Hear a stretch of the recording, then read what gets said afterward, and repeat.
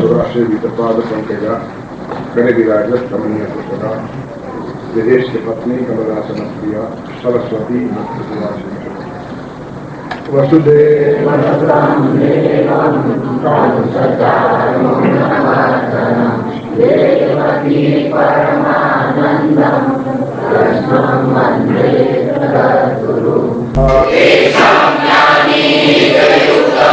तेषां ज्ञानी नित्ययुक्ता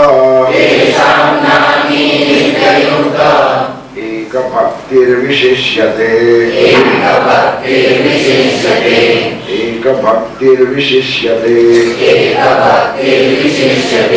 प्रियो हि ज्ञानिनोत्यर्थम्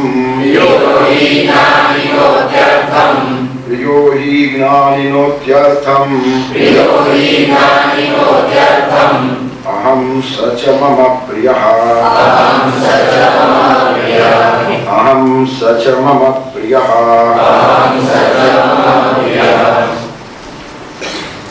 चतुर्विधा भजन्ते मां जनाः सुकृतनोऽर्जुनः आर्तो जिज्ञासुरर्थार्थी ज्ञानी च परलक्षव।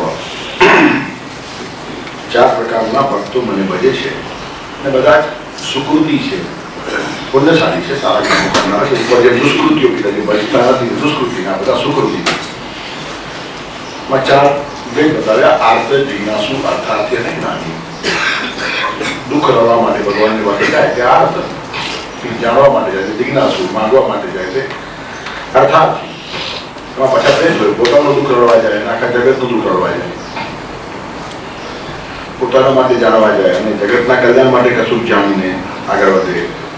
પોતાના માટે માગ્યા હોય એક આર્થ હોય, આખા દુનિયા માટે માંગતો હોય. બધા ઋષિઓએ ખૂબ માંગ્યું છે, પોતાના માટે નહીં.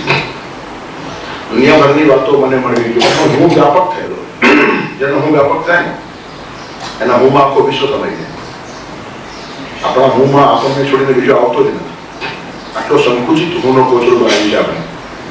તેથી ઋષિના હુંની અંદર આખું વિશ્વ, મને અમુક વસ્તુ આપ એમ જો ઋષિ કે તેનો સીધો અર્થ આટલો જ છે કે આખા વિશ્વને આપો. સામાન્ય જો ધ્યાનમાં લઈએ તો માણસ જયારે એકલો હોય, જયારે એના લગ્ન થયા ન હોય ત્યારે મને જોઈએ એટલે એને જ જોઈએ. પણ ભણ્યા પછી જયારે કે મને જોઈએ એટલે પત્ની એમાં સંમેલિત છે. એનું કારણ પત્ની જોડે એની આત્મીયતા થઈ એટલે અમારા બેનું સુખે, અમારા બેનો આનંદે મને જેમ મળશે તેમાં એનો સમાવેશ થયો. પછી છોકરાઓ થયા પછી મને જોઈએ કે છોકરા બી એમાં આવી ગયો, મારા પરિવારને જોઈએ. પણ એના કરતા બહુ માણસ આગળ વધતો નથી, ત્યાં એનું બધું પૂરું થઈ જાય છે. એટલું હોય તો સારું, હવે એ બી જવા લાગ્યું છે. હુંમાં પત્ની પણ નથી આવતી, છોકરાઓ પણ નથી આવતા, હું એટલે હું જ. એ તો અતિશય સંકુચિત માણસ છે, એટલે બધો આનંદ ખોઈ નાખેલો માણસ. અને વિતર તરફ સંપૂર્ણ અભિમુખ થયો એટલે આ દશા આવવાની જ છે. પછી પુત્રાદપી ધન ભાજામ ભીધી, શંકર લખે પૈસા વાળાને સૌથી વધારે ભય પોતાના દીકરાનો જોઈએ, બીજાનો પછી. એ જેને પૈસા માટે બચવે. તેથી અતિશય વિતરિષ્ઠ માણસ થયો પછી બધા જ સંબંધો ખોરવાઈ જાય. અને કેટલાક અતિરેકી વલણથી માણસો કે પણ છે કે પૈસા વાળાઓને હૃદય હોતું જ નથી. જેની પાસે પુષ્કળ પૈસો થઈ ગયો એની પાસે હૃદયની અપેક્ષા ના રાખો. ભાવ જેવી વાતને સમજે જ નહીં, એટલે જ ભાવ ખબર છે બજાર ભાવ. હૃદયનો ભાવ એના ધ્યાનમાં જ નથી આવતો. આટલો હાર્ટલેસ માણસ થઈ જાય, મિકેનિકલ, બિલકુલ યંત્રવત જીવતો હોય. એટલે એક ધમણ થઈ ગઈ, શ્વાસની ધમણ જેમ ચાલતી હોય તેવી રીતનો આ શ્વાસ લેતો હોય, પણ જીવન જેવું કશું હોય જ નહીં. જીવનની અંદર રોગ અને ત્યાગનું સમન્વય કરીને જીવવાનું છે. આ ઉપનિષદની ધારા છે. તેને ત્યક્તેન ભુંજીતા, ત્યાગીને ભોગવો તો જ ભોગનો આનંદ છે. પણ બધું એકલું જ માણસ ખાવા જાય તો એને આનંદ આવતો નથી. ખવડાવીને ખાવાનો એક આનંદ છે. તેથી પરિવારને ખવડાવો, મિત્રોને ખવડાવો, સગા સંબંધીઓને ખવડાવો. આપણે ત્યાં પ્રસંગ છે તો આખા ગામને જમાડો. આવી પણ એક વખત રિવાજ હતો. જમાડા પણ ગામમાં બધા ઘરે ચૂલો જ નહીં, એનું કારણ આપણે ત્યાં પ્રસંગ છે. એક આનંદ હતો. તેથી મારી પાસે પુષ્કળ ભેગું થઈ ગયું તો એકલો જ ખાયા કરું, બીજા બધા ખાલી જોયા કરે. આ બધી રાખનારો માણસ ખાવાનો આનંદ પણ માણી શકતો નથી, અને એ સમજતા બહુ વાર લાગે છે. આખી જિંદગી નીકળી જાય, આ ધ્યાનમાં ના આવે. એટલે ગામઠી ભાષામાં આપણને વ્યવહાર લોકો સમજાવે કે કોઈ દિવસ આખું કેળું એકલાએ ખાવું નહીં.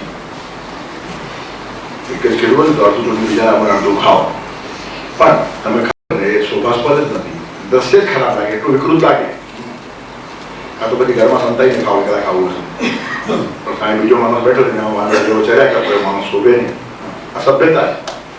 તેથી ભોગવવાનો જે આનંદ છે ને એ પણ ત્યાગમાંથી આવે છે. જેમ પાણી માટે કહેવાય છે H2O, કેમિસ્ટ્રીની ભાષામાં પાણીને H2O કે બે પરમાણુ હાઇડ્રોજન અને એક પરમાણુ ઓક્સિજનનો બે ભેગા થાય કે પાણી બને. બંને વાયુઓ મિક્સ કરે લેબોરેટરીમાં પાણી બતાવે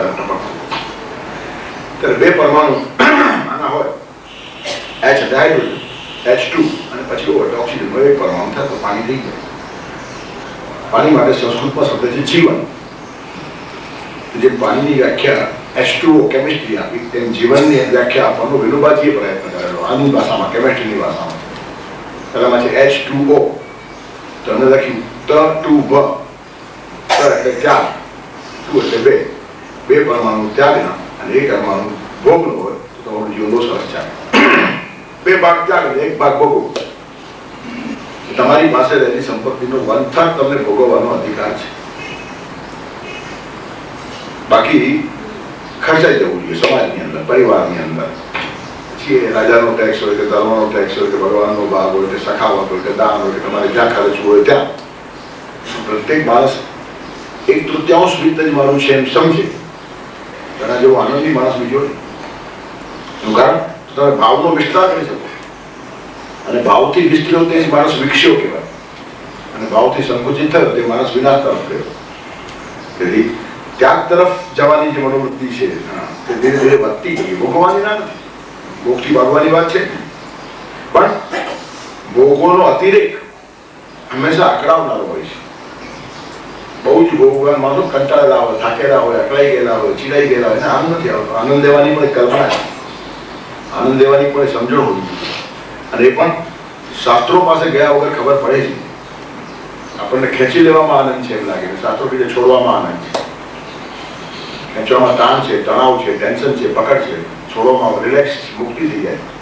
જેટલો માણસ છોડે એટલો માણસ મુક્ત. પણ દુનિયા છોડતા સુધી પણ માણસ છોડી શકતો નથી. આપણને દુનિયા છોડવી પડે ત્યાં સુધી પકડાયેલી વસ્તુ આપણે છોડી શકતા નથી. એટલે કેટલું અજ્ઞાનમાં માણસ જીવે છે. શાસ્ત્રો હંમેશા શીખવતા હોય છે. અતિરેકી માણસ ભોગવાદી થયો પછી એનો હું સંકુચિત થઈ જાય, અને હું સંકુચિત થયો એટલે વિનાશનો રસ્તો, હું વ્યાપક થયો એટલે ભગવાનમાં બળી ગયો. જે માણસ વ્યાપક કરીને બળી જાય, જો વહી ભૂમા તત્ સુખમ નાલ્પે સુખમ અસ્તિ, ઉપનિષદે બધા સૂત્રો આપેલા છે. જો વહી ભૂમા તત્ સુખમ, જે વ્યાપક છે ને ત્યાં સુખ છે, ન અલ્પે સુખમ અસ્તિ, આત્મા સુખ છે નહીં.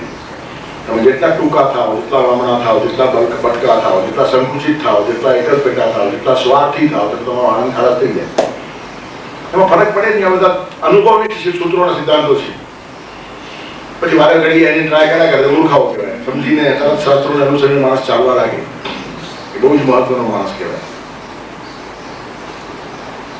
બીજાની ઠોકરથી સમજી જાય તો ડાયો માણસ. પોતે ઠોકર ખાઈને સમજે તો અનુભવી, અને વારંવાર ઠોકર ખાઈને પણ ના સમજે એનું નામ મૂર્ખ. અને મૂર્ખાઓની વસ્તી હંમેશા બહુ વધારે હોય છે. જે વસ્તુમાં માર ખાતી હોય ત્યાં પાછા જાય, જે વસ્તુમાં માર ખાતી હોય ત્યાં પાછા જાય. એના કરતાં બીજો રસ્તો છે એ જોવાની, જાણવાની, સમજવાની પણ ફિકર ના કરે, અને માણસ કેમ કહેવાય. તેથી શાસ્ત્રકારોએ અનંત સૂત્રો આપણને આપી રાખ્યા છે. એ ગુમા તત્ સુખમ, જેમ જેમ તમારું વ્યાપક બનતું જાય જીવન, તેમ તેમ તમે સુખી થશો. વ્યાપકતામાં સુખ છે. આકાશ કેટલું વ્યાપક છે, સમુદ્ર કેટલો વિશાળ છે, બંને લહેરમાં છે, બંનેમાં સંગીત છે. આકાશ તમને અવકાશ આપે છે ઉડવાને માટે, જે માણસ વ્યાપક છે ને બધાને અવકાશ આપે. પોતે વિકસિત હોય ને તો કોઈના વિકાસમાં અવરોધ ઉભો કરે છે નહીં. પોતે સંકુચિત માણસ છે, એ બધે ઠેકાણે સંકોચ ઉભો કરે. એટલે આકાશ જેવો માણસ થવું જોઈએ. બહારના આકાશને આકાશ કહેવાય, ને અંદરના આકાશને હૃદય આકાશ કહેવાય. બહારના સાગરને સાગર કહેવાય, અંદરના સાગરને હૃદય સાગર કહેવાય. દિલને વિશાળ તું બનાવ, આકાશ એ સમજ્યા. આકાશ પાસેથી આ સમજવા જેવું છે. આપણું દિલ પણ આટલું વિશાળ થવું જોઈએ, આકાશ જેટલું વિશાળ. આકાશ જેમ સર્વત્ર પહોંચે તેમ માણસ બધે પહોંચવું જોઈએ. આકાશ કોઈ દિવસ અવરોધ ઉભો નહીં કરે તેમ માણસ કોઈના જીવનમાં અવરોધ ઉભો ન થાય. સમુદ્ર જેમ વિશાળ અને વ્યાપક છે તેવી રીતનો માણસ છે. દુનિયાભરની ખારાશ પીને પણ મીઠાશ આપવાનું કામ સમુદ્ર કરે છે. રેડાઈ આવતી છું ને બધી ખારાશ પૃથ્વીની, પણ સિંધુના ઉલમાંથી તો ઉઠશે અભિવાદન. સાગરમાંથી જે વાદળ ઉઠશે ને તો બધું મીઠું જાય, તેથી ખારાશ પીતો જાય અને મીઠાશ આપતો જાય. આ બધા વિશાળ અંતઃકરણના પરિચયો છે. અને સંકેતમાં આપણને સમજાવવા માટે હૃદય આકાશ, હૃદય સાગર આમ જે બોલાય છે, મારા હૃદય સાગરમાં ભરતી આવી, હૃદય સાગર જેવું થવું જોઈએ. હૃદય આકાશ સાફ અને નિર્મળ હોવું જોઈએ. જેમ બહારનું આકાશ સાફ હોય તો મજા આવે, વાદળી આવે તો આનંદ નહીં લાગે. ખુલ્લું આકાશ આપણને તો ખૂબ મળે છે એટલે કિંમત નથી, પણ પરદેશમાં નથી મળતું. ખુલ્લું આકાશ જોઈને ઘાટા થઈ ગયા લોકો. આજે તો એમ કે સન દેખાય છે, સૂર્ય દેખાય છે, ઉજવે, ઉત્સવ ઉજવે. ઘણો ફરક શું છે? આકાશ જેમ ખુલ્લું તેમ આનંદ આવે, તેમ હૃદય આકાશ જેટલું ખુલ્લું અને નિખાલસ એટલો આનંદ આવે. અને જે માણસો ખાલી ભોગવાજી થઈ ગયા, એ જીવનમાં ખલાસ થઈ ગયા. ત્યારે આર્ત માણસ બે પ્રકારમાં હોય, પોતાના દુઃખ માટે રડે, જગતના દુઃખ માટે રડે.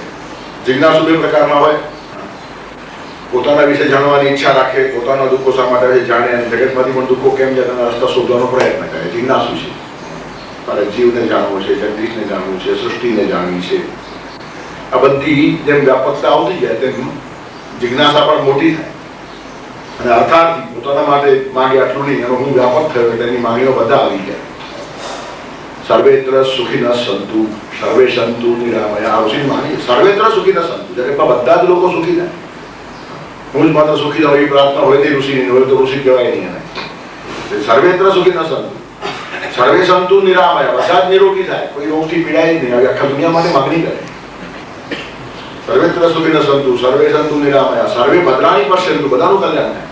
અને માં કશ્ચિત દુઃખ ભાગ આવે, કોઈના ભાગ્યમાં દુઃખ આવે જ નહીં. આટલી વ્યાપક ધારા હોય. ત્યાર તો જિજ્ઞાસુ અર્થાર્થી અને જ્ઞાની છે. ભરતર્ષભ જ્ઞાની એ બધા કરતા મોટો છે. એ ભગવાનનો બહુ લાડકો દીકરો છે, બહુ પાસેનો દીકરો છે.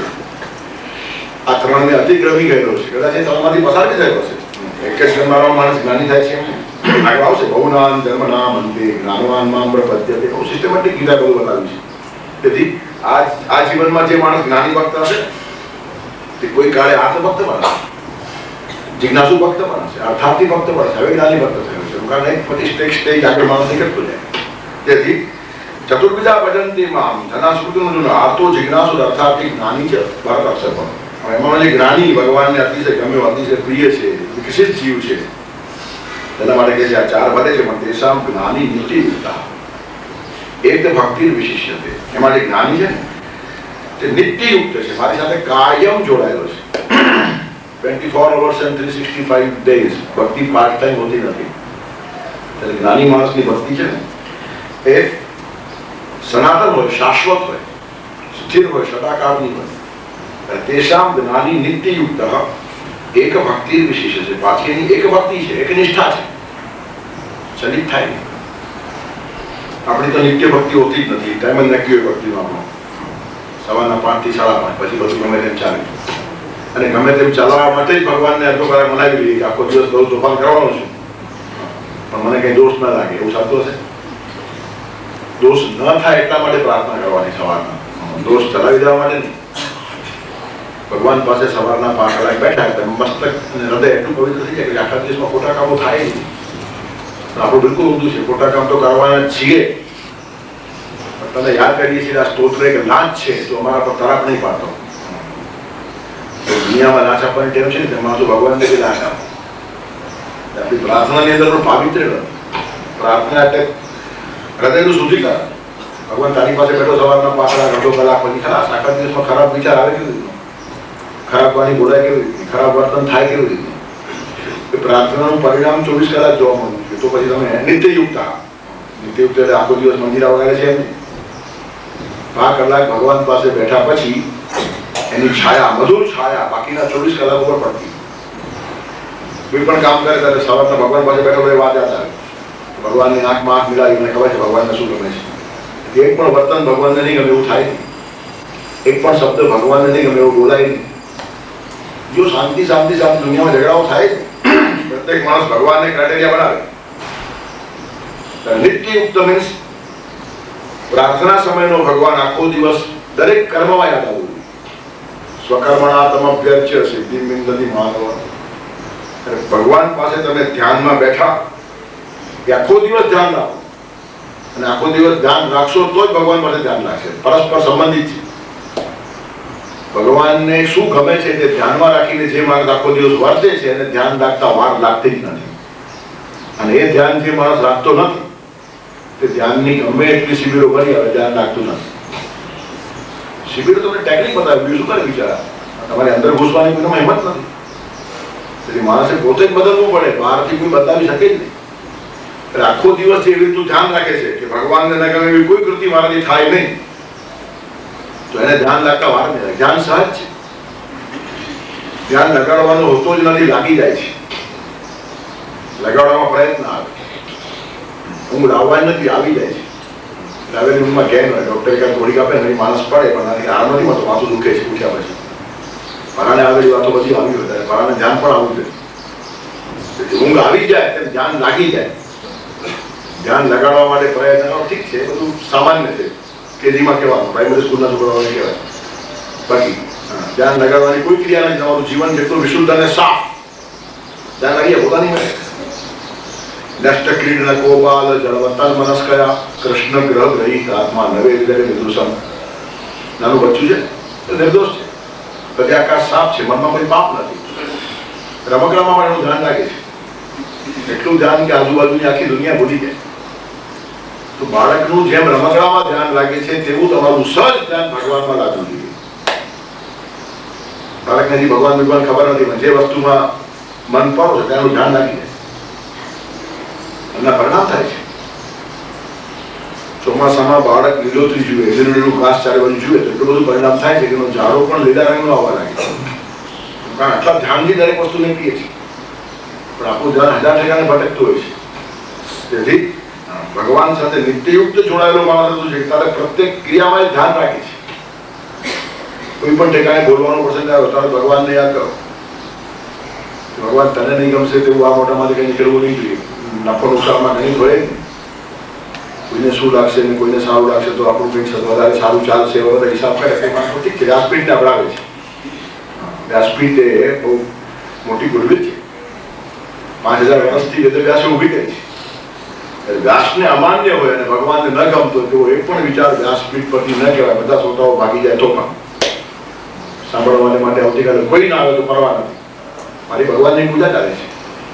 તેથી શ્રોતાઓની સંખ્યા ઉપર જે વક્તાના મગજમાં ચરુતર થતી હોય ને તો ઠીક છે, એ વેપારી માણસ કહેવાય કે વક્તા નથી. તેથી ધારણા જુદી છે જીવનની. એક પણ શબ્દ ભગવાનને ન ગમતો હોય તેવો બોલવો નથી, અને વ્યાસને અમાન્ય હોય તેવો બોલવો નથી. એક પણ વર્તન એવું નથી કરવું જેનાથી ભગવાન નારાજ થાય. આટલું નહીં, વિચાર નથી કરવો એવો. વિચાર થાય તો ક્યારેક વાણીમાં આવે, પહેલો ખોટો વિચાર થાય, પછી ખોટી વાણી બોલે, પછી ખોટું વર્તન થાય. બધું સ્ટેપ બાય સ્ટેપ આવે છે. ખૂન કરનારો માણસ તરત ખૂન નથી કરતો, પહેલા ખૂનના વિચાર કરે, પ્લાનિંગ કરતો હોય મહિનાઓ સુધી. પછી પોતાના નજીકના માણસો વડે બોલી પણ દેખાડે કે આને પતાવી નાખે, પછી એકાદ પતાવી પણ નાખે. એના બીજ વિચારમાં છે. તેથી વિચારથી જ માણસ બધે વિચાર સુધી જાઓ. અને એટલે ગીતા કહે છે નહીં જ્ઞાન એને સદૃશમ પવિત્ર વિદ્યતે. જ્ઞાનથી પવિત્ર કશું છે જ નહીં. જ્ઞાન સીધો અહીંયા મસ્તિષ્કને પકડશે. એનું કામ અહીંથી બધા ઓર્ડર છૂટે છે. કોઈને મારો, કોઈને શાબાશી આપો, કોઈને પંપાડો, કોઈને આશીર્વાદ આપો, એ બધું હાથ જ કરે છે. પણ હાથને ખબર પડે એમાં કેટલો ફોર્સ મૂકવાનો. પંપાડતી વખતે ધીમે ધીમે, ઠોકતી વખતે જોરથી. તો વધારે જોર મૂકે કોણ કહે છે? માથું કહે છે. એટલે માથું પકડાય તો જ માણસ પકડાય, માથું બદલે તો જ માણસ બદલે, બાકી બીજા રસ્તા જ નથી. બહારનું શાસન માણસને બદલાવી શકે નહીં. માણસને બદલનાર ધર્મ શાસન કાં તો આત્મ શાસન.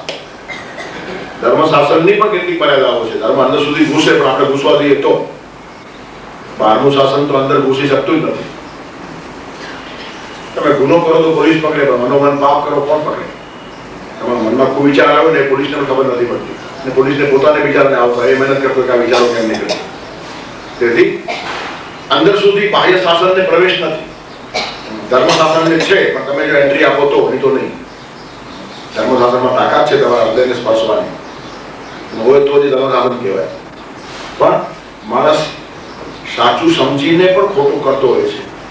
શા માટે? સ્વાર્થ, મોહ, અહંકાર, પ્રતિષ્ઠા, દેખાવ, દંભ, અનેક વાતો તો માણસ ગુલામ થઈ ગયો છે. અને પોતાને જેવું ગમે છે તેવું પોતે જીવી શકતો નથી. ઘણા બધા માણસોને ખબર છે કેમ જીવવું જોઈએ, પણ મજબૂરી કહો, લાચારી કહો, સ્વાર્થ કહો, અહંકાર કહો, ખોટી પ્રતિષ્ઠા કહો, એ 1000 વાતોમાં માણસ સંભળાય અને પછી ધીરે ધીરે ધીરે ધીરે ખોટી વાતોનું પોતે જ સમર્થન કરતો થઈ જાય. એને જ કહેવાય આત્મવંચના. એના જેવું મોટું પાપ નથી. જે દિવસે માણસ આત્મવંચક થયો તે દિવસે એને પોતાની ગોળ ખોલી. એ જીવતો જ ખબરમાં રહેલાઈ ગયો. પોતાની જાત સાથે પણ જે માણસ ખુલ્લો નથી એ માણસ શું વિકાસ કરી શકે? તેથી ભગવાનની સાથે નિત્યયુક્ત જોડાયેલો માણસ આટલું જ નહીં, એક ભક્તિ વિશેષ ભગવાન માટે એક નિષ્ઠા છે. એક નિષ્ઠા આવે ને અંતર ઘટી જાય, કોઈ જાતનું દૂરીપણું ન રહે. નિત્યયુક્તમાં તમે ભગવાન સાથે જોડાયેલા છો, ઠેક ઠેકાણે સ્મરણ કરો છો ભગવાનનું. સવારના પ્રાર્થના કરી પછી આખો દિવસ તમારી જોડે ભગવાન માનસિક રીતે રહે છે. પણ તમારી ભગવાન જોડે એક નિષ્ઠા કોને કહેવાય? જ્યાં કશું છુપાવવાનું ન હોય તેને એક નિષ્ઠા કહેવાય. પત્નીને પતિવ્રતા કહે છે, પતિ નિષ્ઠા છે એનામાં. શું? પત્નીને પતિ પાસે કશું છુપાવવાનું હોતું નથી, અને છુપાવવાનું હોય તો એ પત્ની કહેવાય નહીં. એક નિષ્ઠા. દીકરાને બાપ માટે એક નિષ્ઠા હોય તો દીકરો બાપ પાસે છુપાવે. ખોટું કામ કરીને આવે તો બાપને પહેલા કહી નાખે મારાથી આ થયું છે. છુપાવનારો માણસ ડબલ ગુનેગાર છે. પાપ કરવું આ એક ગુનો, અને પાપને છુપાવવું આ બીજો ગુનો. અને છુપાવવો એવો મોટો ગુનો છે. ખુલ્લો થાય ને તો સુધારવાની તક રહે. એક નિષ્ઠા જ્યાં આપી, એક ભક્તિ વિશેષ છે. બહુ સરસ શબ્દો ભગવાન વાપર્યા છે. મારું સ્મરણ કરીને આખો દિવસ વર્તે છે, નિત્યયુક્ત છે, અને છતાં ભૂલ થઈ જાય તો પાછો એક ભક્તિ છે. આવીને કહી દે બાજુવાળાના ઘરેથી કે ઉપાડીને છોકરો ખાઈ ગયો તો ઘરે પોતાની માને કે એમના ઘરમાંથી એક કેળું લીધું ખાઈ નાખ્યા. આનું બાળક કહી દે ને ચોરી બોરી જેવું લાગતું નથી, મેં ખાધું. પછી બા એને શીખવાડે કે આવું નહીં કરવાનું, એવું આપે તો લેવાનું, કાં તો પૂછીને લેવાનું, કાં તો લઈએ સારું નહીં તું મને કે હું તને આપીશ. એ મજામાં તો એમાંથી થાય. પણ બાળક છુપાવતો નથી ને એ મોટી ક્રેડિટ છે. અને બાળ ભાવે ભગવાનને ભજવાનો અર્થ આ જ છે. ભગવાન પાસે બાળક થઈ જાઓ, ખુલ્લા થઈ જાઓ. અને માણસ ખુલ્લો નથી.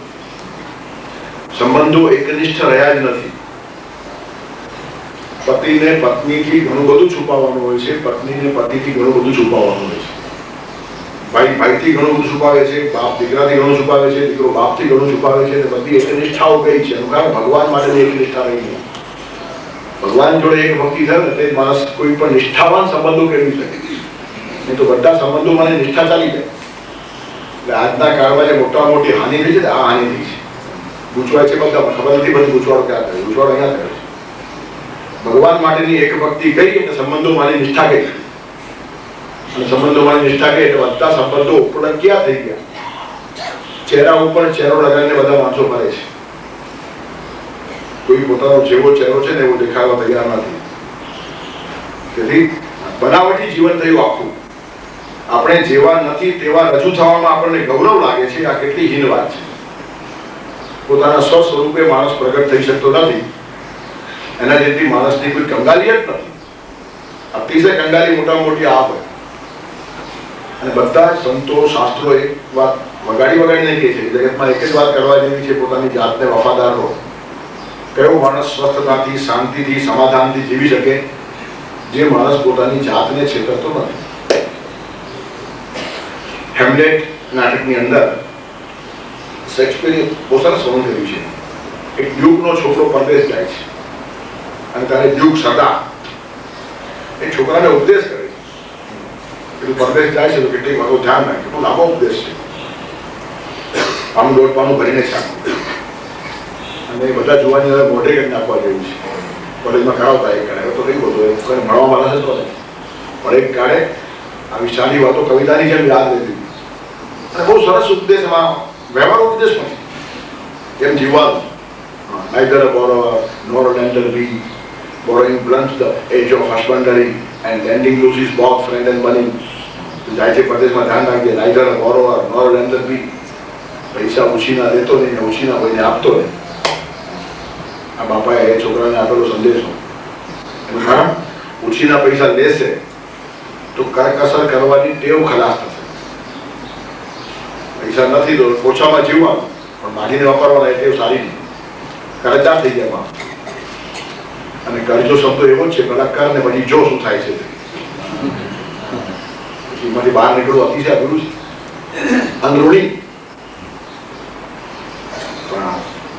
યક્ષ પ્રશ્નોત્તરીમાં યુધિષ્ઠિરને યક્ષે કેટલાક પ્રશ્નો પૂછ્યા છે. કો મોદતે કિમાશ્ચર્યમ કો પંથક કાચવાર્તિકા કો મોદતે. યક્ષે પ્રશ્ન પૂછ્યો છે, આ જગતમાં મોદતે એટલે આનંદથી કોણ રહે છે? તમે જવાબ યુધિષ્ઠિરે આપ્યો છે કે પંચમે હન્ની ષષ્ઠેવા શાકમ પચતિ સ્વગ્રહે અંદ્રુણી ચાપ્રવાસી ચ સવારી ચર મોદતે. હે વારીચર, હે જલચર યક્ષ સ મોદતે, એને આનંદ થાય. કોને? પંચમે અન્ની ષષ્ઠેવા, આની એટલે દિવસ. પંચમે અન્ની ષષ્ઠેવા શાકમ પચતિ સ્વગ્રહે. પાંચમા કે છઠ્ઠા દિવસે પોતાના ઘરમાં શાક બને તો ચાલે, પણ ઉધાર પૈસા લઈને જે શાક રાંધતો નથી. પંચમે અન્ની ષષ્ઠેવા શાકમ પચતિ સ્વગ્રહે. અનૃણી, એના પર કોઈ ઋણ નથી. અને અપ્રવાસી, જેને ભટકવું પડતું નથી. પૈસા માટે બહુ ભટકવું પડે ને, સારું નહીં. અર્થવ્યવસ્થા એવી હોવી જોઈએ. ખાસ થઈ જાય. પૈસો મેળવવો જુદું અને પૈસા માટે ભટકવું જુદું. આજે કાળ જ એવો વિપરીત આવે છે, વધારે ભટકવું જ પડે છે. એ કાળની લાચારી છે, વ્યવસ્થાની ખામી છે. એ તો આપણે નાગરિકનું લખાણ શાસ્ત્રોમાં છે કે માણસનું રહેવાનું સ્થળ અને ધંધાનું સ્થળ ચાલીને જાય તો 10 મિનિટમાં જાય એવું હોવું જોઈએ. Not more than 10 minutes. કઈ ટ્રાફિકનો પ્રશ્ન ના આવે ને કઈ ગાડી મોડી છે નહીં પડે, પગે જ જવાનું હોય. 10 મિનિટમાં માણસ ચાલતો પહોંચી જાય. આટલું ધંધાનું સ્થાન અને રહેવાનું સ્થાન પાસે પાસે હોવું જોઈએ. આજે કલ્યાણનો માણસ ટાઈપ કરવા મુંબઈ જાય અને મુંબઈનો માણસ ટાઈપ કરવા કલ્યાણ જાય. હવે આ કલ્યાણમાં ટાઈપ કરતો અને આ મુંબઈમાં ટાઈપ કરતો તો ગાડીમાં કેટલી ગીર્દી બચે? પેટ્રોલનો ટાઈમ બચે, ગીર્દી બચે, પ્રવાસ બચે, તકલીફો બચે, હજાર વાતો છે. પણ બધું અવ્યવસ્થિત થયું છે. કામ એનું એ જ છે. કઈ ટાઈપિંગમાં ચાર નથી રહેવાના, આ જ આંગળીઓ ફેરવવાની. હવે કલ્યાણવાળો મુંબઈ જઈને ફેરવે, મુંબઈવાળો કલ્યાણ જઈને ફેરવે. તમે એને કલ્યાણમાં ફેરવવા દો અને મુંબઈ ફેરવવા દો, બે નિરાશ. અને આ નકામી લટકી લટકીને જે ભીડમાં જાય છે. તેથી વ્યવસ્થાની જે ખામી છે, નજીકમાં નજીકમાં સ્થાન હોવું જોઈએ.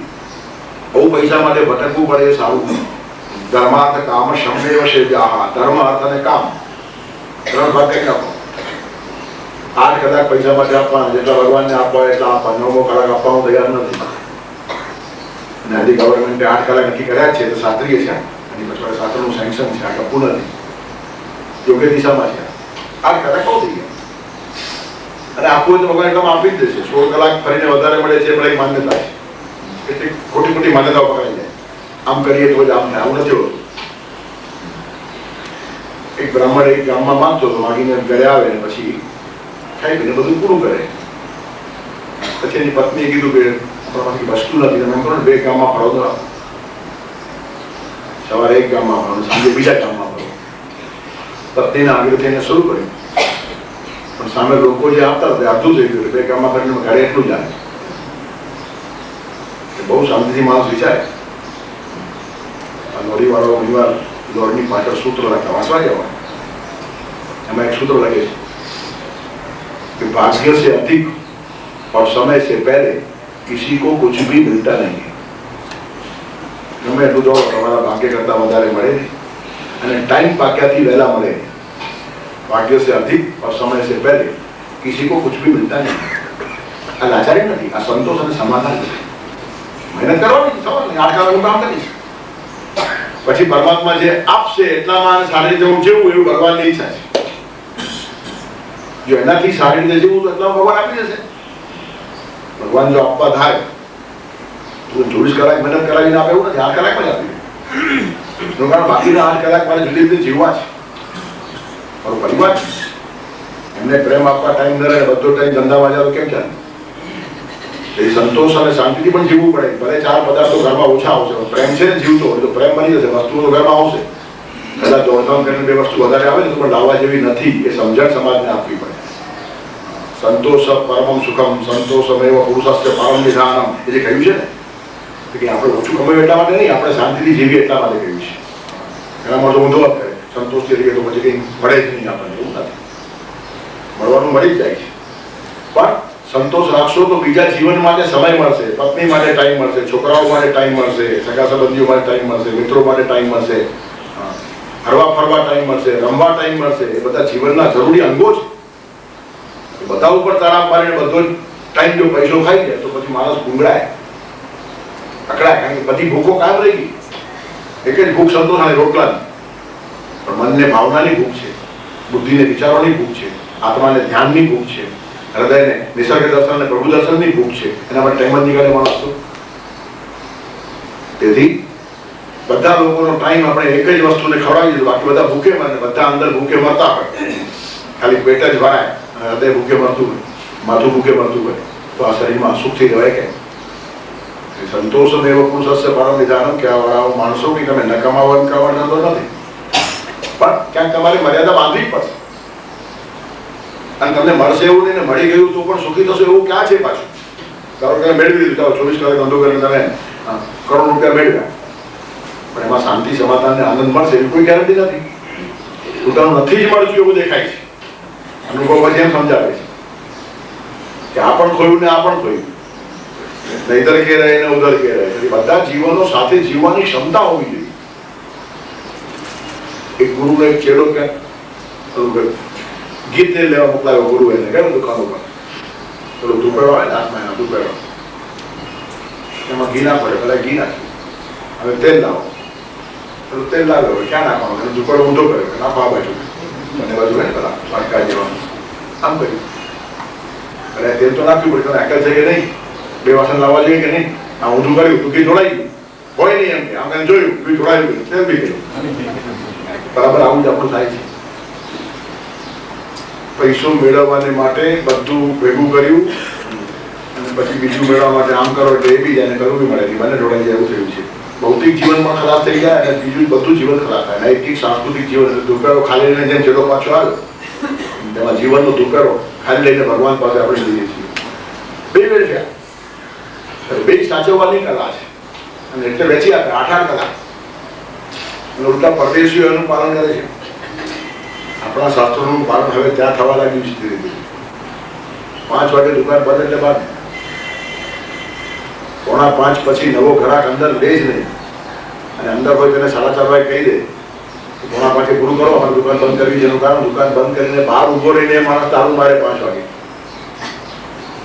5 વાગે દુકાનનો છેલ્લામાં છેલ્લો માણસ દુકાનની બહાર હોય, અને આપણે તો 8:30 દુકાન બંધ કરીને ગ્રાહક આવે તો ઉભો ને પાછું કરી નાખી, બંધ કરી તો નાખે. ગ્રાહક ક્યાંથી અરે આવશે? તેવું પાડે નહીં પડે છે, અહીંયા બી ઘણા માણસો તેવું પાડી પડે. એનું કારણ લોકો ખબર પડી જાય કે આનો આ ટાઈમ છે. કેટલીક સંકલ્પ ધારાઓ માણસની હોવી જોઈએ. એક નિષ્ઠા જીવનમાં નિર્માણ થાય છે. પરમાત્મા માટેની એક ભક્તિ હોય તો સંબંધોમાંની બધી નિષ્ઠાઓ ખરાબ થઈ છે. તેથી કાળ જે રૂંધાય છે, મૂંઝાય છે, અકાય છે, પ્રત્યેક માણસને બધા સમસ્યાઓ લાગે છે. એનું કારણ શું છે? પાયો ધર્મ નથી આવતો. અને પછી ઉપર મલમ પટ્ટી ચાલે છે. મલમ પટ્ટીની કામ અંદર બગાડે છે. રોગ અંદર હોય ને વ્યવસ્થા બધી બહાર ચાલતી હોય.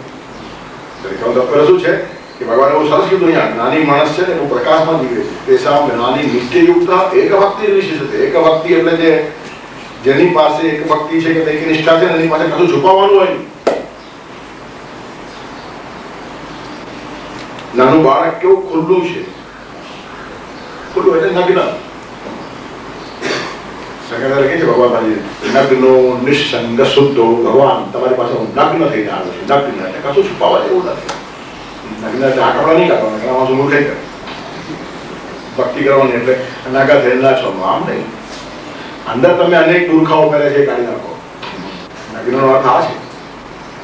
મુખવટા જે છે, ચહેરાઓ પહેરીને આપણે ફરીએ છીએ, મોરાઓ પહેરીને ફરીએ છીએ. અસલી ચહેરો ખબર જ નથી પડતો. સામે મળેલો માણસ છે ને ચહેરો નથી, મોરો છે. મોડો ઉતરે ત્યારે ચહેરો દેખાય ને મોડો ઉતરવામાં તો વર્ષો જાય. અને બીજાનો મોડો તો ઠીક છે, આપણે પોતે પહેર્યો છે, આપણો ઉતરતા વર્ષો જાય.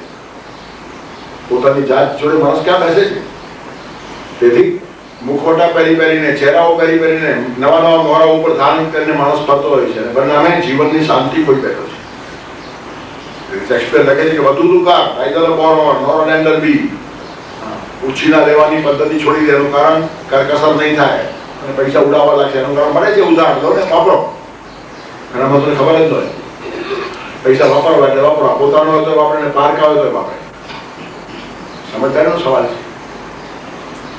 ઘણા માણસો ધંધો કરે પછી વપરો થાય વાપરી કાઢે, વપરો ન વાપરે નફો વાપરે, એમાં બચત થાય. આખા દિવસમાં આટલો વપરો થાય વાપરે એટલે પણ માલ લેલો, પાછો માલ લેવા પૈસા જોઈશે. ઘણા સમય ઘણા હોય પૈસો હાથમાં આવે એટલે વાપરવાની શરૂઆત. નવરું કાઢે પોતે ના બીજાને નવડાવે, કારણ જીવતા આવડતું નથી. નાઈધર બોરોવર નોર લેન્ડર બી. શેક્સપિયર કહે છે ઉછીના પૈસા લો નહીં અને લેન્ડર કોઈને આપો પણ નહીં. એનું કારણ ઉછીના પૈસા દેશો ને તો કરકસર કરવાની ટેવ ખરાબ થશે, સંતોષ ચાલુ જશે, આખા પૈસા વાપરીને મોજ કરવાની ટેવ પડી જશે. એ બહુ ખરાબ ટેવ છે, માણસ ખરાબ થઈ જાય. ભગવાન જેને પૈસા આપ્યા એ જો પૈસા ના આપે તો મોટું બતાવે છે, પૈસાને માણસ લઈ જાય. ઉછીને ના આપો. ખરી મૈત્રીઓને પ્રેમ તો આપી દો, પાછા લેવાના ખર્ચના વગર, તો સંબંધ ખરાબ નહીં થાય. સમજીને આપ્યા નહીં, પાછા લેવા જ નથી. ઘરમાં શું કે લઈ જાય, થાય તો આપજે, ના આપો તો કઈ નહીં. આપણે મળશું પ્રેમથી. ના આપે એવું બી ઇચ્છનારા માણસો હોય છે, આપી જ દે. એમાં શું છે, આપણે ઘણું પડી છે, એનું કામ થતું શું આપે છે એ આપવું જોઈએ. ઉછીને આપીને પછી એના જાન પર રોજ બેસવું, એ માણસ પછી ગભરાય કે અમારે છે ને હમણાં પૂછશે, ઉઘરાણી કરશે, એટલે પછી એ માણસ આપણી સામે આવે જ નહીં. તું મિત્ર કયો કે નહીં. ઉછીને આપવા કરતા થોડા ઓછા પણ આપી દેવા સારા. Neither borrower nor lender be. Borrowing blunts the edge of husbandry, lending loses both friend and money. આવું ઘણો બધો ઉપદેશ કર્યો. છેલ્લે પછી બહુ સરસ વાક્ય કીધું કે આ બધો ઉપદેશ તારા ધ્યાનમાં રહે તો એક વાત ધ્યાન રાખી. એક વાત શું? એબવ ઓલ, આ બધા કરતા ઉપરાંત એક છેલ્લી વાત કહું છું. તું thy own self be true. તું તારી જાતને વફાદાર રહેજે બસ. તારો આત્મા ના પડે ને એવું કોઈ કામ નહીં કરતો. આખી દુનિયાનું સામ્રાજ્ય મળતું હોય તો પણ, અને મરી જવું પડે તો પણ એમાંથી આગળ વધુ નહીં કરતો. આત્માનો અવાજ, અંદરની સચ્ચાઈ છે ને એને અનુસરે તે માણસ દુઃખી થાય જ, કારણ કે એક ભક્તિ છે. અંદર આત્મા છે ને બહાર પરમાત્મા, એની સાથે એક ભક્તિ નિર્માણ થઈ ગયું પછી માણસ આગો પાછો ના થાય. જ્ઞાની એને કહેવાય કે આગો પાછો થતો નથી. ગંગા ગયે ગંગાદાસ, જમના ગયે જમનાદાસ, આવા મિર્જાપુરી લોટાઓ જ્ઞાની ન હોય. એ ગોખણી હોય, ચાર શબ્દો સારા બોલી એવા બોલનારા ઘણા છે, એનો કઈ અર્થ જ નથી. એ પોતે પણ પીડાય છે અને બીજાને પીડા આપે છે. મૂળ એક ભક્તિની કિંમત છે. દુનિયાનું સામ્રાજ્ય મળે તો પણ આગો પાછો થઈશ નહીં, અને મારું મોત થાય ને તો પણ આગો પાછો થઈશ નહીં. નથી કહેતા જ્ઞાની હતો. આત્મજ્ઞાનની દીક્ષા અને ભિક્ષા યમરાજ પાસે મેળવી હતી. બદલામાં યમરાજે કેટલો બધો વૈભવ આપણને દાન જ આપી છે. युवास्या साधु युवास्या युवाध्याय आशिष्ट बलिष्ठ युधिष्ठ અસેમ સર્વા પૃથ્વી વિદ્યને પૂર્ણાસ્યા. હજારો વર્ષની યુવાની આપું, હજારો અપ્સરાઓ આપું, નિરોગી શરીર આપું, યુવાની આપું, બધું જે જોઈએ તે આપું, પણ તું આ છોડી દે કે નહીં, શક્ય નથી. એની કોઈ કિંમત નથી. પહેલા મને આત્મજ્ઞાન જોઈએ, પછી પ્લસમાં તમારે જે આપવું આપું, પણ આની બદલીમાં નહીં. આ એક વખતિ કહેવાય. જ્ઞાનીની એક વખતિ હોવી જોઈએ તો જ્ઞાનનો પ્રસાદ મળે. તેથી એક ભક્તિ ખોવાય તો સંબંધોની એક નિષ્ઠા જાય, પછી રોજ દુઃખી માણસ. ભગવાન તરફની એક ભક્તિ, આત્મા તરફની એક ભક્તિ, ઈશ્વર અને આત્મા તરફની વફાદારી જેને ખોઈ નાખે તે માણસના સુખી થવાના કોઈ ચાન્સીસ નથી. ખાલી પૃથ્વીની ત્રિભુવનનું રાજ એને આપી દો, સ્વર્ગ પાતાળને પૃથ્વીમાં તું સામ્રાજ્ય કર, he cannot be happy. આત્મ વફાદારી અને ઈશ ભક્તિ, એક નિષ્ઠા, એ બહુ જ મહત્વની વાત છે. નિષ્ઠા શબ્દ બહુ જ મહત્વનો છે, ગલી ગલીમાં વાપરવા જેવો શબ્દ નથી. શ્રદ્ધા કરતા પણ શબ્દ મોટો છે નિષ્ઠા. વિશ્વાસ, એના કરતા ઉપનિષ્ઠ શ્રદ્ધા, અને એના કરતા ઉપનિષ્ઠ છે નિષ્ઠા. શ્રદ્ધાવાન માણસ પવિત્ર હોય, નિષ્ઠાવાન માણસ પૂજ્ય હોય. એનું કારણ જે બીજામાં પણ શ્રદ્ધા નિર્માણ કરી શકે તેને નિષ્ઠાવાન કહેવાય. પરમ પૂજ્ય શબ્દ આંખ મીઠી લગાડે ને ગમે તેને આપણે લગાડી, બાપુ બાપુ બધા બાપુ જ છે. પરમ પૂજ્ય કેટલી મોટી વાત છે. જે નિષ્ઠા આટલી મજબૂત છે કે એને જોઈને હજારોના શ્રદ્ધા દીપકો જલી જાય. સમાજમાં અને રાષ્ટ્રમાં શ્રદ્ધા નિર્માણ કરી શકે આવી તાકાત જેની વાણીમાં અને જીવનમાં છે તેને પૂજ્ય માણસ કહેવાય. તેથી કરોડોમાં એકાદ માણસ પૂજ્ય હોય. આપણે તો હાલતે ચાલતે બધાને લગાડીએ દધુ બાપુ, દધુ બાપુ, ધર્મ ધોરણદાર પરમ પૂજ્ય મને દધુ બાપુઓની અહીંયા તો રડમ છે જ, છતાં રાષ્ટ્રનું કલ્યાણ થતું જ નથી. એનું કારણ એક ભક્તિ કેતા તેસામ જ્ઞાની નિત્યયુક્ત એક ભક્તિ વિશિષ્યતે. એક ભક્તિ એટલે ભગવાન અને એની વચ્ચેનું અંતર ઘટી ગયું છે, અંતર બાહ્ય નહીં. મંદિરમાં ગયા એટલે ભગવાન તમારું અંતર ઘટતું નથી. અંતર ઘટ્યું એટલે તમને ભગવાન પાસે કશું છુપાવવા જેવું લાગતું નથી.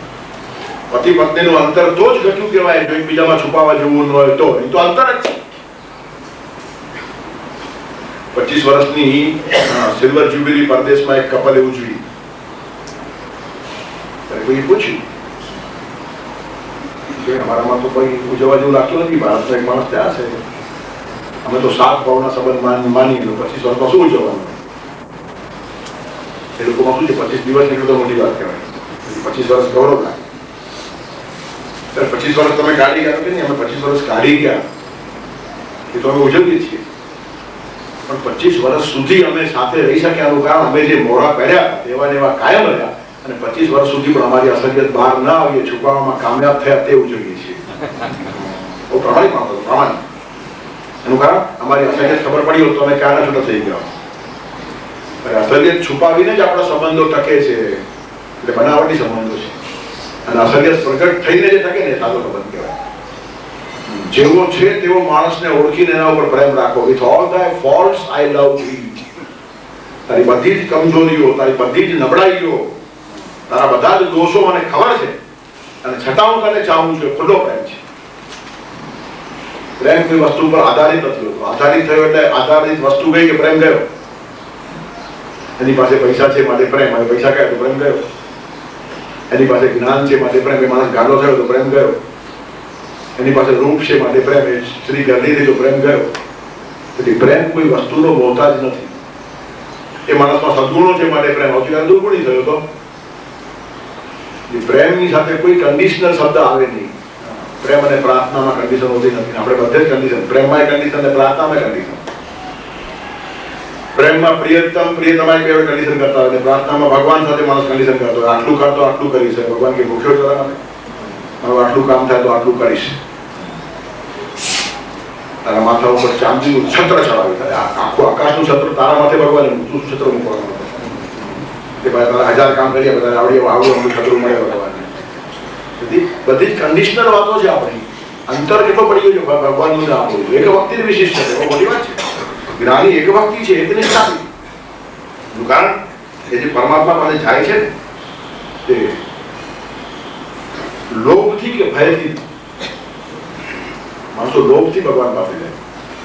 એક લોભ છે, એનો લાભ ભગવાન કરી આપશે, ફાયદા માટે ભગવાન પાસે જાય. એટલે કેટલાક ગભરાઈ નહીં જાય, ભલું પૂછ્યું ભગવાન છે કે નહીં, હોય ને કામ આપણું બધું વાળી દે. એના કરતા પગે લાગવામાં આપણું જાય હું જતું હોય તો પગે પણ ના લાગે. બાકી ખાતરી છે, જાય શું લાગો ને ન હોય તો વાંધો નહીં, અને હોય તો નુકસાન નહીં કરે આપણું. દુર્જનમ પ્રથમ બદલે એના માણસો ગુંડાઓને પડી લાગે. ભલું પૂછો નકામું બગાડને ઉપાધિ કોણ કરે? શું ભગવાન શું ગુંડો છે? ગુંડાને જેમ ડરથી પગે લાગે તેમ માણસો ભગવાનને ડરથી પગે લાગે. એ ભગવાનની પાસે ગયેલો કેમ કહેવાય? એક ભક્તિ વિશિષ્ટ છે. એક ભક્તિ પ્રેમથી જ જવાય.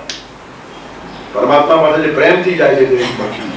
તેથી કોઈ પ્રકારનો લોભ ભગવાન પાસે જવામાં ન હોવો જોઈએ, અને કોઈ પ્રકારનો ભય ન હોવો જોઈએ.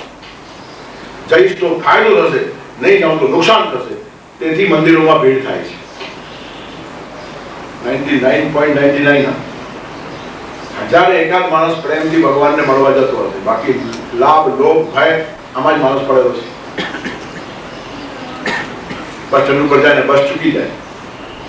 આજે મંદિરમાં જવાનું નથી, બસ નીકળી જાય. બસને મંદિર નવું લાગે.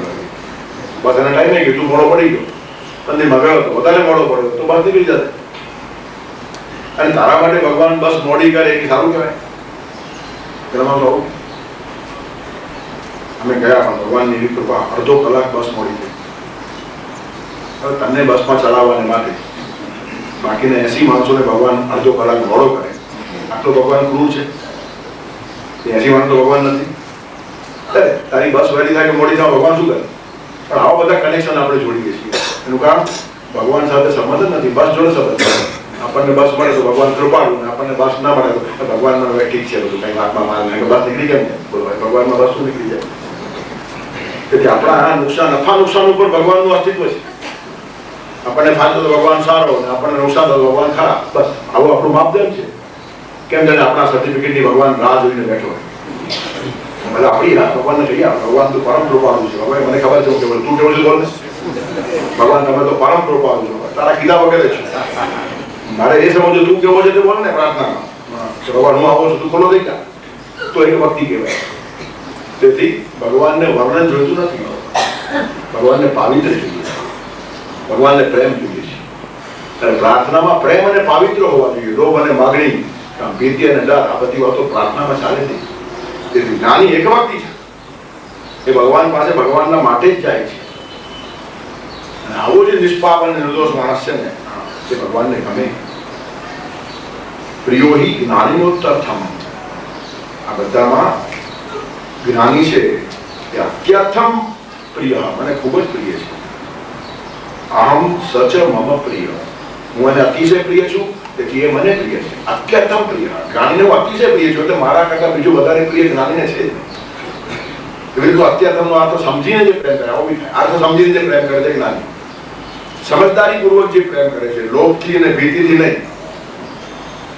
પ્રલોભનોથી આકર્ષાઈને મારી પાસે આવતો નથી, ભયથી ડરીને મારી પાસે આવતો નથી. સમજીને આવવું જોઈએ. સમજીને જનારા માણસો બહુ ઓછા હોય છે. સમજીને જવું એટલે પ્રૌઢતાથી જવું. પ્રૌઢ માણસોની અસર છે. ઇમેચ્યોર માણસો ધર્મક્ષેત્રમાં પ્રવેશ થાય. પ્રૌઢ લોકો હોવા જોઈએ. જે ધર્મનો આ ઠેકોથી બેઠેલા માણસો છે તે તમને આવું શીખવાડે. આ મંત્ર બોલતો આ લાભ થશે, આટલી મેળા માળા ફેરો તો આટલું આમ થશે.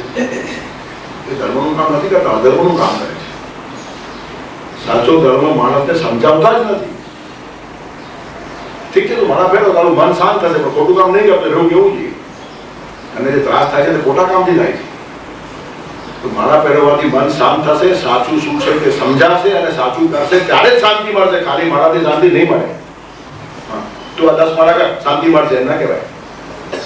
10 માળાથી ખાલી મન શાંત થશે, પછી તારે જે ખરાબ કર્યું છે તે બદલવું પડશે, સુધરવું પડશે અને સારું કરવું પડશે. અને સારી વૃત્તિ મળે એટલા માટે માળા ફેરવો, પણ અલ્ટિમેટલી સારું કરવું પડે. પણ આપણે ઉપર ચડવું કહી દઈએ, લોકોને ઉપર ચડવું જોઈએ છે.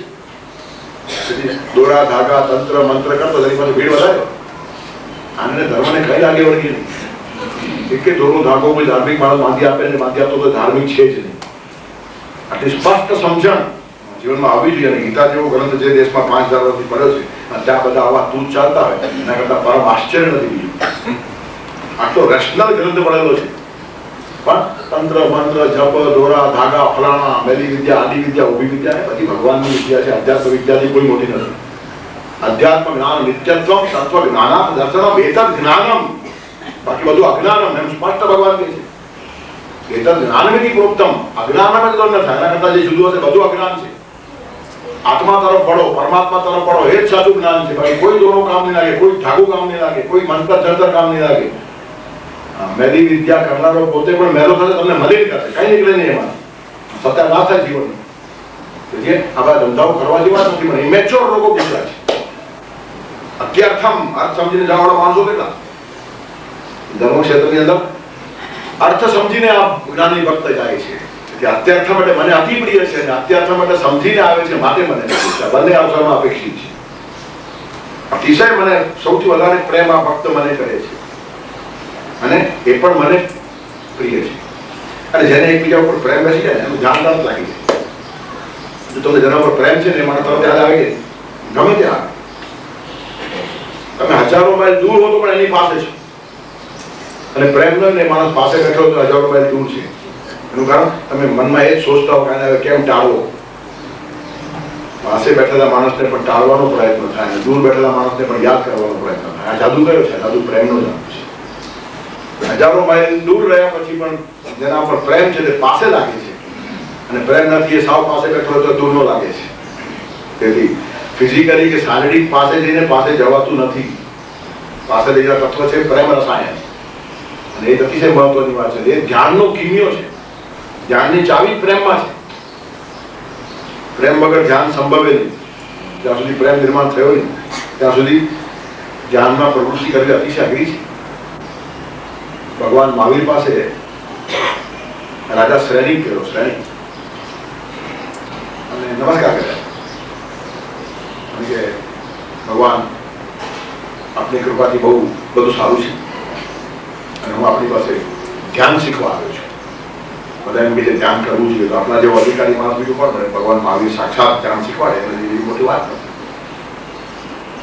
પાછું હવે ઠીક છે બધું કેમ ચાલે? આપણી કૃપાથી, મારી કૃપાની વાત નહીં કરે.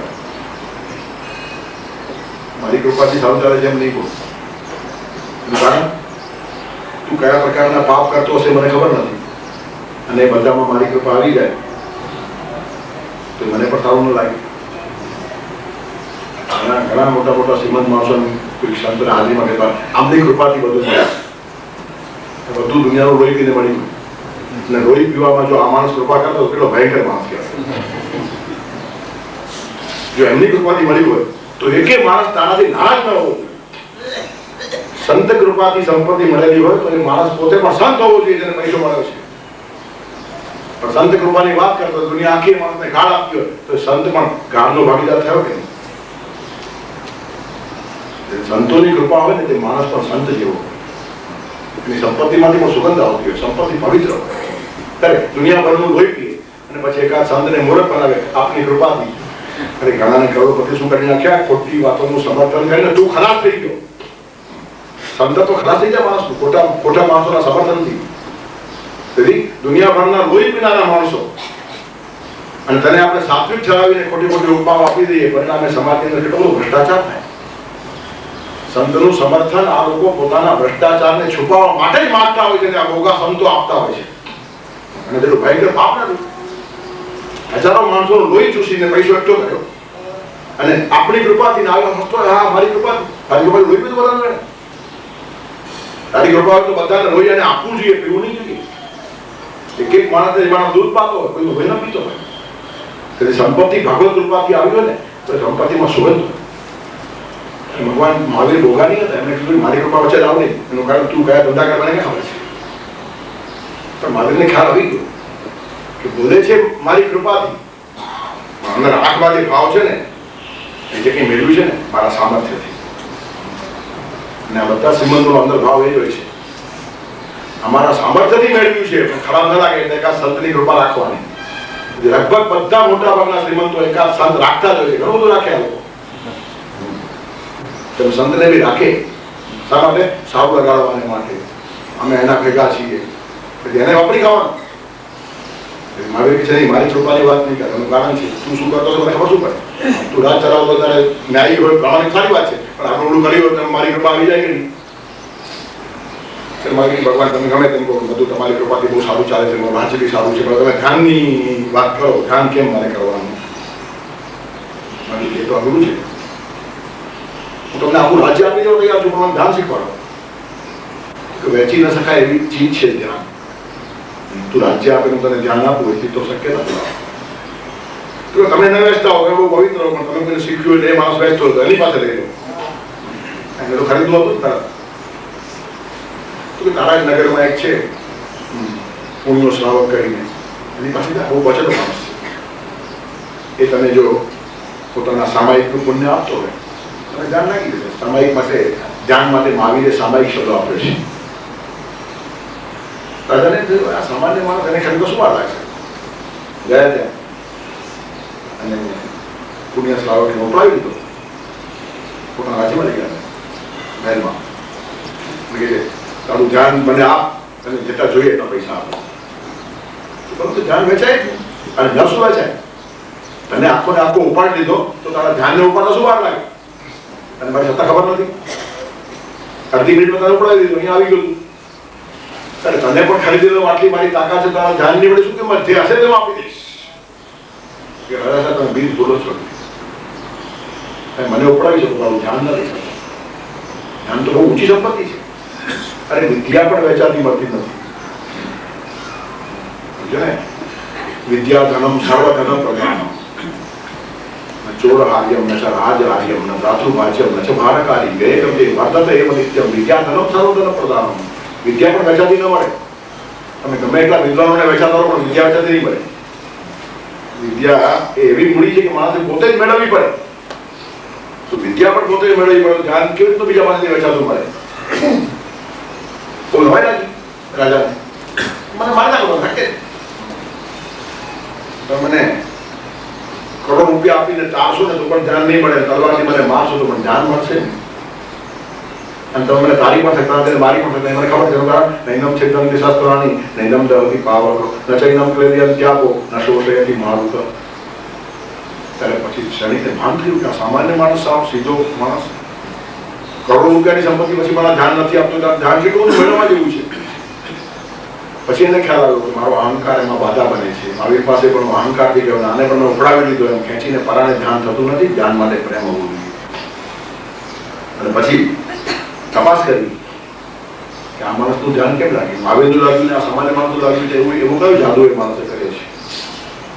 પછી તપાસ કરતા ખબર પડી કે એક દિવસ આ પુણ્યો શ્રાવક ધ્યાનમાં બેઠા તો તેનું ધ્યાન લાગ્યું નહીં, અને ધ્યાન ના લાગ્યું એટલે અસ્વસ્થ થઈ ગયું. ધ્યાન કેમ લાગે નહીં? આટલું બધું જીવનમાં ધ્યાન રાખ્યું છે, એક નિષ્ઠાથી જીવ્યો છું, એક ભક્તિથી જીવ્યો છું, ભગવાન જોડે નિત્યયુક્ત છું, કોઈ ખોટું વર્તન નહીં, ખોટો વિચાર નહીં, ખોટી વાણી નહીં, અને મને ધ્યાન લાગે કેમ નહીં? પછી આખા દિવસનો મહિનાઓનો બધો હિસાબ ચેક કર્યો, સારું કંઈ ક્યાંક ભૂલ થઈ હતી ને, ભૂલ થાય તો જ ધ્યાનમાં તૂટે. તાર જો તૂટે ને ધ્યાનનો, તો ધ્યાન તૂટ્યું છે એમ કહેવાય.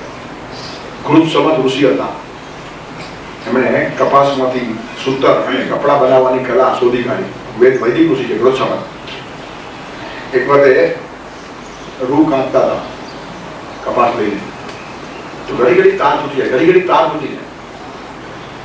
ઋષિ ભગવાનને પ્રાર્થના કરે છે. પ્રાર્થના એમ નથી કે મારો તાર કેમ તૂટે છે, પ્રાર્થના એ કરી કે મારું ધ્યાન કેમ તૂટે છે. ધ્યાન તૂટે તો જ તાર તૂટે. તાર અને ધ્યાનને સંબંધ છે. તેથી ધ્યાન તૂટ્યું છે તો તાર તૂટ્યો છે, તાર તૂટ્યું છે તો ધ્યાન તૂટ્યું છે નક્કી થાય. કે આજે સામાયિકમાં ધ્યાન નથી લાગતું, ક્યાંય તૂટ્યું છે તો કંઈ કશું મળ્યું. પછી ઘરે આવીને પોતાની પત્નીને કહે છે કે ભૂલચૂક થઈ ગઈ છે, કંઈક ખોટો પૈસો આપણા ઘરમાં આવી ગયો છે, કંઈ ન બનવા જેવું બની ગયું છે, કંઈ કશું નથી બન્યું. તમે જે લાવો છો તેમાંથી આપણે જીવીએ છીએ, કોઈ એક પૈસો આડો ક્યાંથી માગતા નથી, ક્યાંથી લાવતા નથી. એ પ્રશ્ન એવો છે જ નહીં, પણ કંઈ થયું હોવું જોઈએ તો મારું ધ્યાન તૂટે નહીં.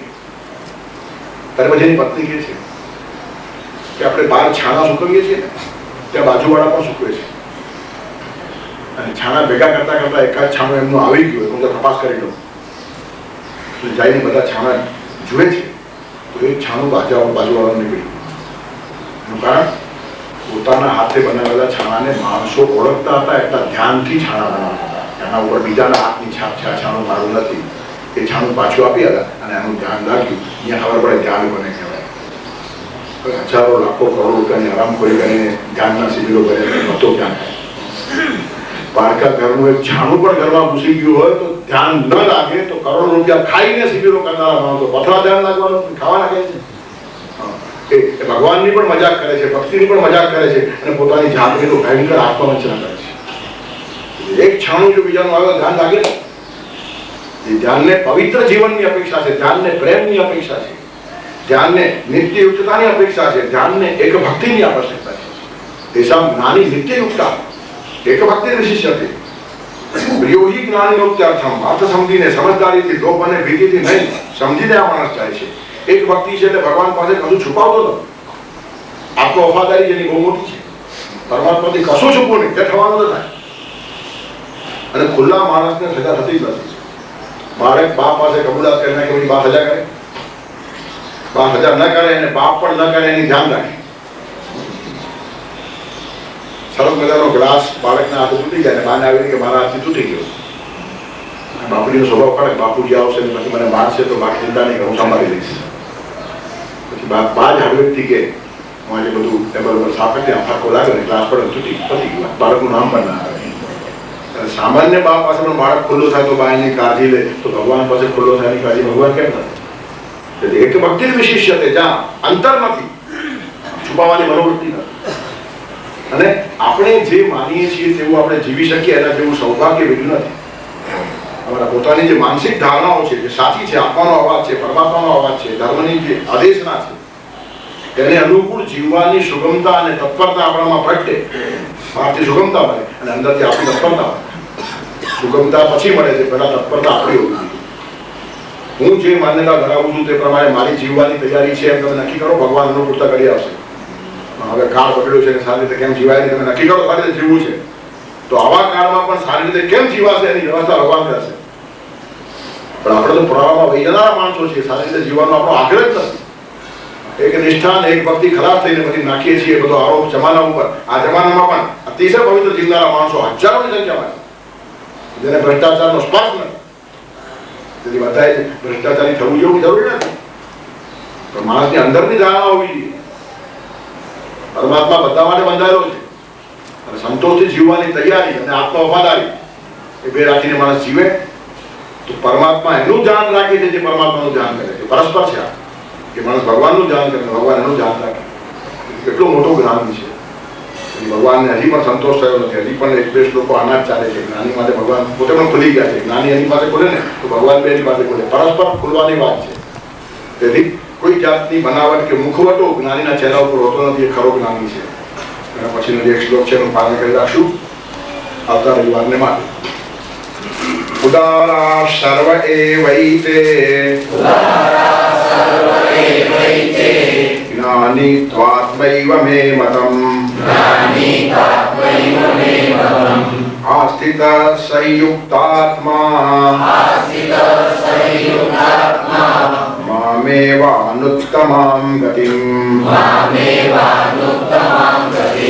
વસુદેવ વસુદં દેવં કંસચાનૂરમર્દનમ દેવકી પરમાનંદમ કૃષ્ણં વંદે જગદ્ગુરું ગુરુર્બ્રહ્મા ગુરુર્વિષ્ણુ